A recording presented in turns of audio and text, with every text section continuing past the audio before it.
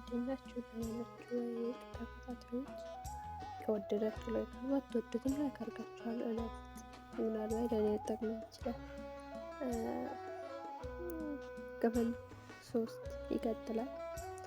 ከሜላት ጋር ያሉት ቀናት፣ ወራት፣ ዓመታት በህይወት ውስጥ አዲስ ምዕራፍ ከፈቱ። ቀድሞ በልጅነቴ የተበቀልኩት ጥያቄዎችና ብስጭቶች እና የእህቴ ፋሲካ መሄድ የፈጠረብኝ ክፍተት በሙሉ በሜላት ፍቅር ውስጥ ሙሉ በሙሉ የሚሞሉ መሰለኝ።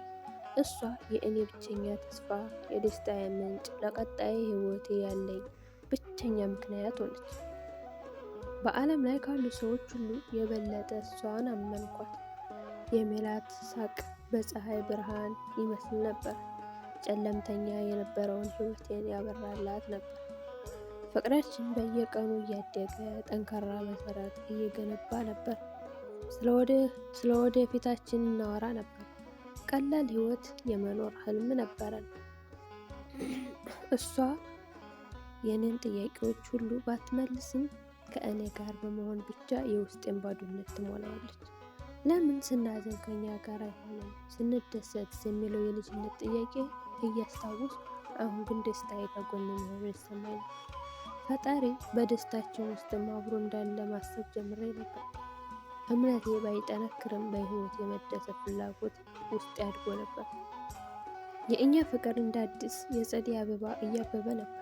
በየቀኑ አብረን እንማራለን፣ እንጫወታለን፣ እንስቃለን። ሜላት ከጎኔ በነበረችበት ጊዜ የተቀደደው ልብሴ እንኳን ህመም አይሰማኝም ነበር። ያ ሁሉ የልጅነት ጭንቀት፣ ያ ሁሉ የህይወት ፍትሃዊነት፣ ሁሉም ነገር በሷ ፈገግታ ውስጥ የሚጠፋ ይመስላል። እኛ የራሳችንን ትንሽ ዓለም ፈጠር። በዚያም ዓለም ውስጥ ፍቅር፣ ተስፋና መተሳሰብ ብቻ ነበሩ። ከዚያም ያልጠበቅነው ዜና መጣ። አንድ ቀን ሜላት ከስራ ስትመለስ አይኖቿ በደስታ ያበሩ ነበር። ጉንጮቿ ቀልተው ነበርና እጆቿ ተንቀጠቀጡ። ኤፍሬም አለች። ድምጿ በደስታ ተሞልቶ እርጉዝ ነኝ። ያኔ የተሰማኝ ደስታ ወደር አልነበረው። ልቤ በአየር ላይ የሚበር መስሎኝ ነበር። ህይወቴ ሙሉ በሙሉ ትርጉም ያገኘ መሰለኝ። አባት የመሆን ሀሳብ፣ ከሜላት ጋር ቤተሰብ የመስረት ህልም በውስጤ ለዘመናት የቆየ ባዶነት በደስታ ሞላ። የአባቴን አለመኖር፣ የእናቴን የመጨረሻ ቃል፣ የፋሲካን መለየት፣ ሁሉም ነገር ትርጉም አገኘ። ይህ የእኛ ተስፋ፣ የእኛ የወደፊት፣ የእኛ የደስታ መግለጫ ይሆናል። የወደፊት ህይወቴን በአይነ ህሊና ሳስብ ልጄን ከመጥፎ ነገሮች እንዴት እንደምጠብቅ፣ እነሱ እንደኔ ያለ አባት እናት አልባ እንዳያድጉ ምን ያህል እንደምጥር አማኝ ነበር።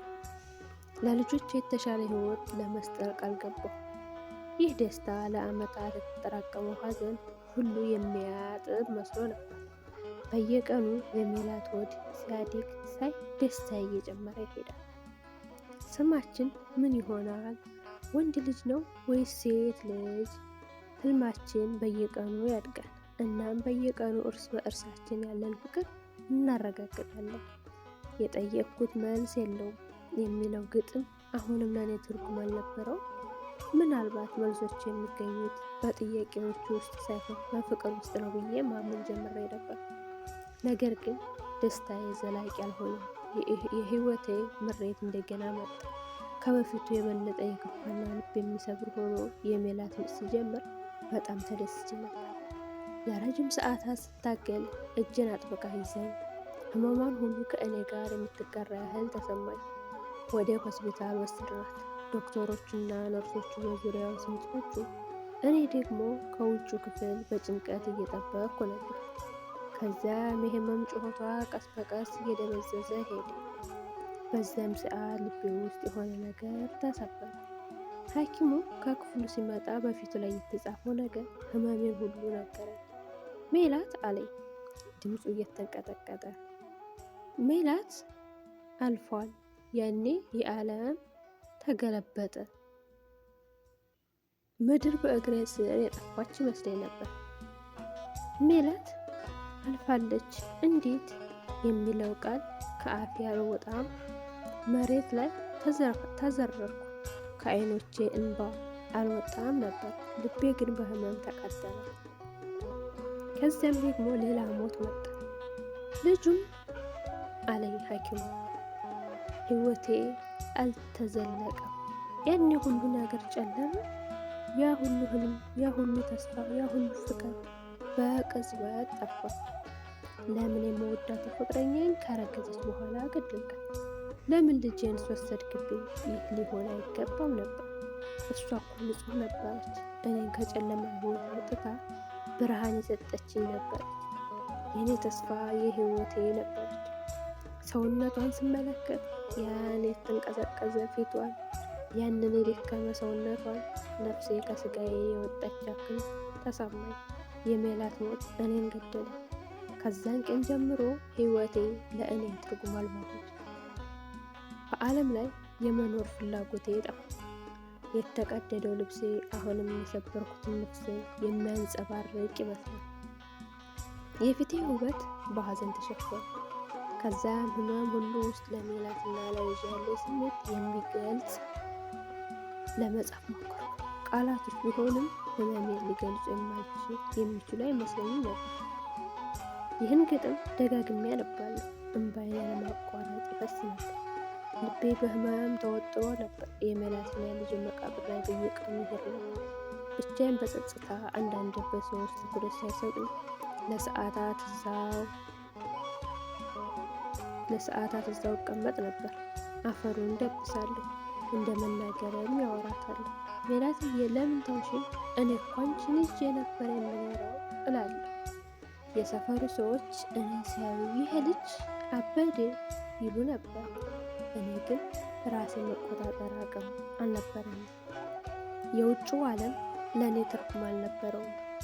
እሺ ይሁን ለበጎ ነው ብዬ ራሴን ለማጽናናት ሞከርኩ።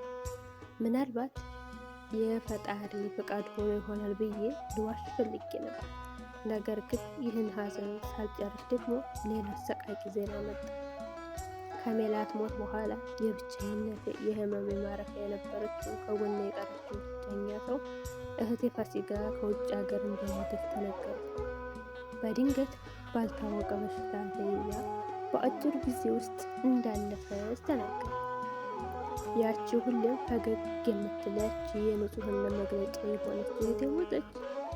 ያቺ ፀጉሯ ስሰራ ደስ የሚላት ጉንጩን የምትስመኝ ከዓለም ምርጥ ወንድሜ እወድሃለሁ የምትል ፋሲካ ሞተች። ለምን አንድ ያለችኝ እህቴን ገደልክብኝ የሚለው ጩኸት ከውስጤ መጣ። ምንም የቀረኝ የለም፣ ባዶ ነው። ሙሉ በሙሉ ተሰባብር። ያ ሁሉ የልጅነት ጥያቄ አሁንም ወደ መራራ እውነት ተለወጠ። ለምን ስናዝ ከኛ ጋር አይሆንም? ስንደሰት ሲል ፈጣሪን ከእኔ ጋር ያለው በጭራሽ ከእኔ ጋር አልነበር። በዚህ አሰቃቂ የህይወት ምዕራፍ ውስጥ የፋሲካን ሞት ስሰማ ብቸኝነት ገደል አልባ ሆነ። ውስጤም ያለውን ህመም የመግለጽ ቃላት አጠረኝ። ነገር ግን ያን ጊዜ ነበር ብቻዬን ቀረሁ የሚለው ግጥም የጻፍኩት።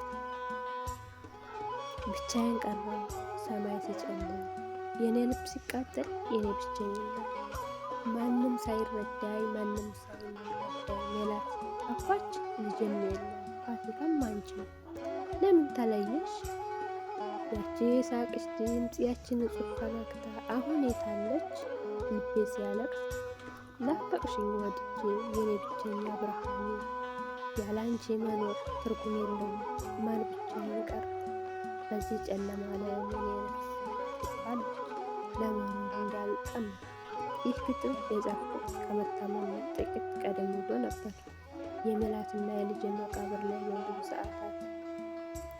በብዙ ሰዓታት እቆይ ነበር። አፈሩን እዳብሳለሁ፣ ስማቸውን ደጋግሜ እጠራለሁ። አንዳንድ ጊዜ ከሰውነቴ ተራ የወጣው ያህል ይሰማኝ ነበር። በራሴ ስሜት ውስጥ እሰምጣለሁ። ህመሙንም የሚያጋራ ማንም የለም። የሰዎች ድምፁ ከሩቅ ይሰማኛል፣ ነገር ግን ለእኔ ትርጉም የለውም። አይኖቹ በደረቀ እንባ ተሞልተዋል። ከጥቂት ቀናት በኋላ የሜላት መቃብር ላይ ሳለሁ ነበር ራሴን ስቼ ወደቅኩት። የማላስታውሰው ጊዜ አልነበር። ስነቃ ሆስፒታል ውስጥ ነበር። ክፍል 4 ይቀጥላል። ምን ላይ ሆኖ ይሆን? ሆስፒታል ውስጥ ከገባ በኋላ